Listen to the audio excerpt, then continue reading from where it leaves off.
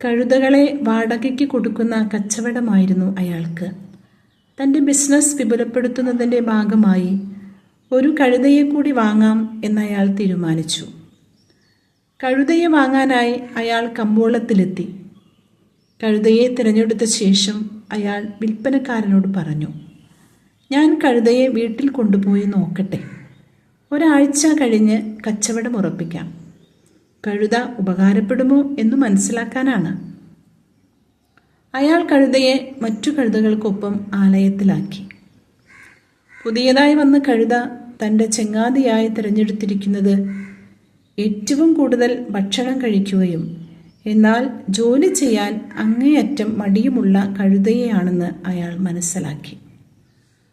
പുതിയതായി വാങ്ങിയ കഴുതയുടെ സ്വഭാവം മനസ്സിലാക്കിയ കച്ചവടക്കാരൻ പിറ്റേ ദിവസം തന്നെ കമ്പോളത്തിലെത്തി കഴുതയെ തിരികെ ഏൽപ്പിച്ചുകൊണ്ട് വിൽപ്പനക്കാരനോട് പറഞ്ഞു, ഇവൻ്റെ സ്വഭാവം അറിയാൻ ഒരു ദിവസം പോലും വേണ്ടി വന്നില്ല. ഇവൻ തൻ്റെ കൂട്ടുകാരനായി തിരഞ്ഞെടുത്തത് ആലയത്തിലെ ഏറ്റവും മടിയനും ഭക്ഷണപ്രിയനുമായ കഴുതയെയാണ്. ചങ്ങാതിയെ കണ്ടാൽ അറിയാം സ്വഭാവ ഗുണം.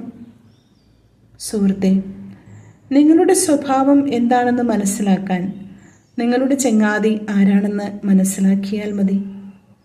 നല്ല സൗഹൃദങ്ങളിൽ നിന്ന് നന്മ എന്ന പോലെ മോശം സൗഹൃദങ്ങളിൽ നിന്ന് തിന്മയും രൂപം കൊള്ളുന്നു. നമുക്ക് നന്മയുള്ള ചങ്ങാതിമാരാകാം.